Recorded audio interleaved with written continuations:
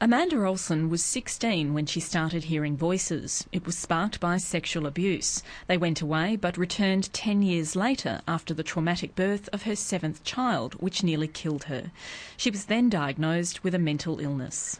That sort of was the beginning of the revolving door syndrome, where I was just in and out of hospital, medicated, come out, get unwell again, and I even had ECT. Whilst her condition drove her to attempt suicide more than once, her family remained strong in their support, and when she was well enough, she learnt to manage her voices through non-medical means. At some point in their life, 75% of the population experience an event. Mr Kalea says Australia is about 10 years behind the rest of the world in terms of treatment, and WA in particular still relies heavily on a medical model. Now, we're not suggesting that should be thrown out or anything. What we're saying is that there are other options that can work in with the medical model. He says better community-based support services should be a priority.